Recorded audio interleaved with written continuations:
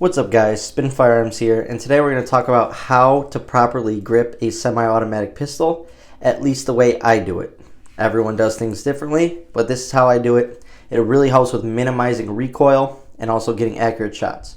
So first off, I like to, when I show people like my mom or whoever I'm showing at the time, I like to say this. Right when you grab the firearm, of course, find a sweet spot on the firearm. With a P365X, it's really easy to put your finger right in those grooves, and it'll be like, in your memory, your muscle memory, because you'll feel that little indent on your finger. Makes it very easy to remember. Keep your finger off and away from the trigger.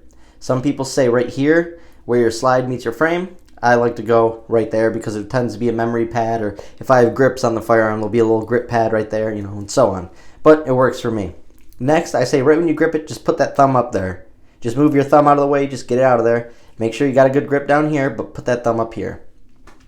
Now, there's such thing as a 70-30 rule, or I've even heard 80-20 rule.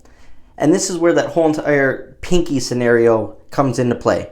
Because this hand right here is only going to give you about 20 to 30% of your power. And this hand, your offhand, so in my case my left hand, would give me 70 to 80% of that power when it comes to handling recoil and stuff. So anyways, what you want to do is you want contact. You want contact of this hand on that frame. And I know with smaller firearms it's a little harder. But basically what I like to do is I like to wrap. You see right there? I like to wrap that and then just fit my hand nicely right in that little crease. And once that's there, I still keep this thumb up, but then I'll set it down. And I'll set this thumb down as well. That's why it's nice on this P365, even though I don't like this part for fighting recoil, it's nice because it's like a little memory pad. It reminds you, keep your thumb there. And so I keep my thumbs downward more, even tuck this one in a little bit. I've never gotten slide bite on a firearm, never had a single issue with it. And so basically grip like that, and then when you're ready to go, obviously you can move this finger to where it needs to be.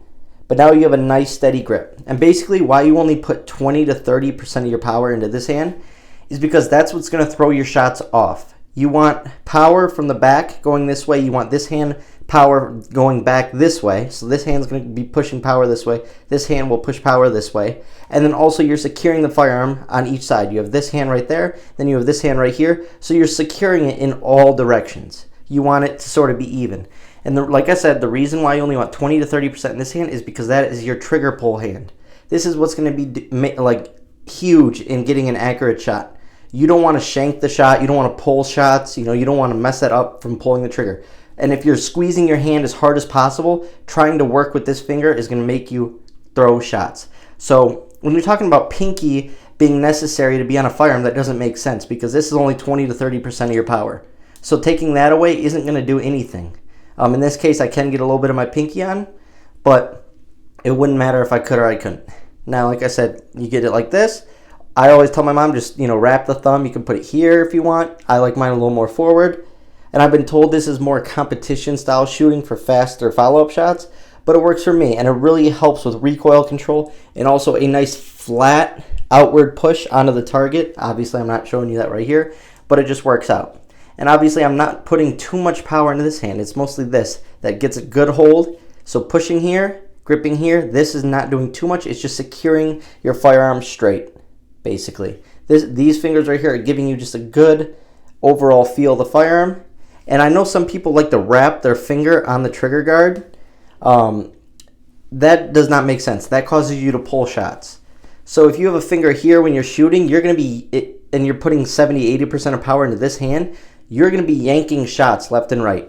I once shot like that. I don't recommend it.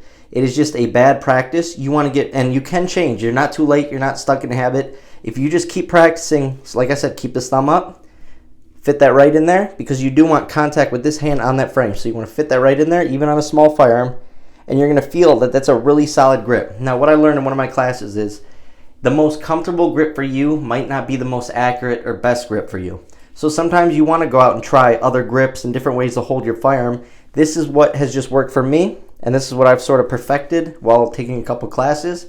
And yeah, it works for all semi-auto pistols. That's how I grip a semi-automatic pistol.